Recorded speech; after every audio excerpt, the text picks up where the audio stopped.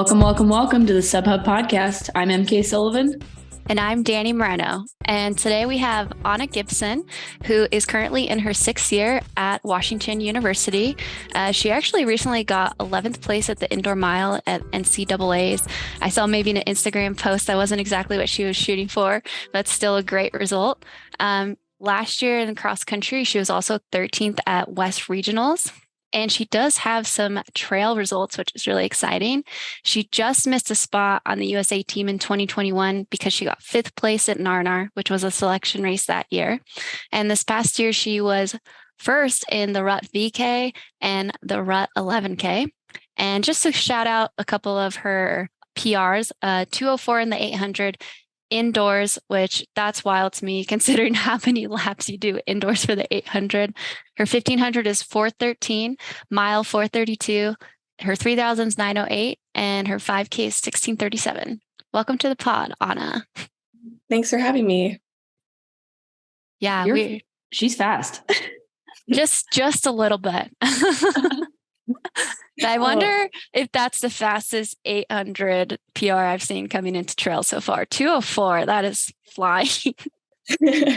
Thanks. Yeah, it's kind of an interesting combo being like an 800 mile, 1500 girl, and then also doing trail racing. It's an interesting combo.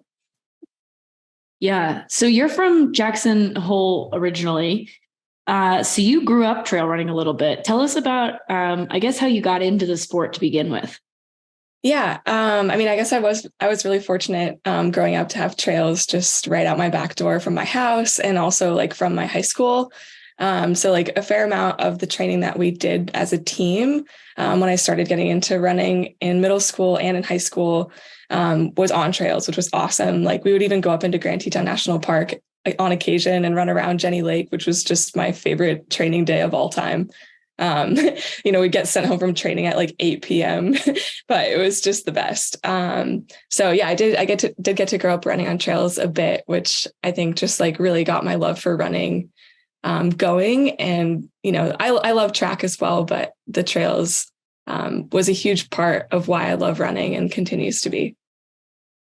And living somewhere where the winters are kind of brutal, did you run all year round or did you do a winter sport when you guys were buried in snow every year? Yeah, I actually fully stopped running in the winters, and all throughout middle school, I was a downhill ski racer and then quickly realized that was maybe not the most complimentary to my running. So I switched over to Nordic and I raced Nordic through high school. And actually was pretty invested in that as well, and had some really good results there, and was honestly a bit torn when I was going to college, whether I should ski in college or if I should run. And I don't know, running was just kind of always my number one, but I've continued to do Nordic, and I coached a little bit on and off. So I'm still pretty like involved in that world. That's rad. When I think of like what components could, in theory, make a really good trail runner, you definitely have a lot of them with the skiing background. And maybe you didn't see downhill skiing playing into track, but I personally can see how that would fare very well to complementing downhill trail running. Just being able to spot and like just getting used to going fast on really steep stuff. That's really exciting. I feel like we don't need, I want you to just say it out loud, but like why the trail team and why not pursuing, continuing going in track, or are you going to keep doing track stuff? To be honest, I'm kind of keeping all doors open right now, and I would love to do both. That's kind of like my dream, because I started having some like, last track season, I was like PRing every race I ran, and I continued to like improve throughout this year so far. Like I ran way better in cross country than I've ever run this fall, and like still was kind of struggling with it and felt like I had a lot to gain. And then indoor track was awesome, but like I just was continuing to kind of like work out the kinks and like be really consistent with my training. So I still feel like no matter how this spring goes, like I've only kind of scratched the surface of what I want to do in track too. And I'd like to run faster and continue to race and gain more experience in that world. But I also love trail running and definitely would like to keep doing that. So I think like a blended approach in the future is kind of my goal here. But yeah, I'm just sort of waiting until June comes around and the end of my NCAA eligibility to kind of figure out exactly what that direction looks like. That's really cool. Yeah, it's super fascinating with all of you that we have interviewed for the trail team. I just see this blended world of running that is just going to be so much more common, and like how people are going to piece their schedules together.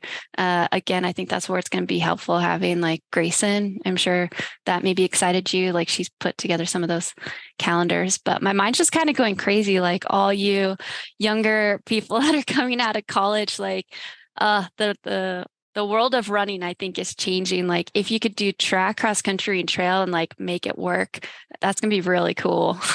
Mm-hmm. Yeah. I mean, I feel exactly the same way. And that's like, what's so cool about the trail team is suddenly there's like a network and this awareness that there's a lot of other people who are also trying to do what I'm trying to do. Because I think before the trail team and before Andy talked to me about his idea, I was kind of just like, wow, I feel like I'm kind of going rogue here. Like this is sort of an atypical approach, but knowing that there's other people like, Lauren Gregory and like Mika, like who are trying to do pretty much what I'm trying to do with their own spin on it. And make like this world of running where it's just like running is running, like I think it's just really cool. It's been helpful knowing that those guys are out there. Yeah. And I think you guys will end up being kind of like an example for maybe athletes who have already graduated even, but especially athletes who are like about to graduate, who are like, what do I want to do? Do I want to stay on the track? Do I want to go to trails? Can I do both? And you guys will show that you can be successful doing both. And we're really excited to see how you guys like put together your schedules and how everything goes. But so you have done some of the shorter like uphill stuff and been really successful, but you've also done 11Ks, which for a track athlete is like kind of far. So what distances are you most interested in racing on the trails right now? I mean, in the immediate future, I think VK suits me quite well, as do like the short course trail races. I definitely would like to start to kind of verge into the like 26, 28K distance, just because I think that's like really hot right now. There's a lot of like strong competition in that area. So that's kind of the goal, but I think that's going to take a little bit of time. Like immediately after my 6th year track season this spring might not be the best time for me to try that out, but I think I'll probably test the waters a little bit and then kind of try to build up a little bit more of like a distance base as I like move a little bit farther into my career. I think that's super smart. And you'll keep crushing the VK and the short course distance in the meantime. Mm-hmm.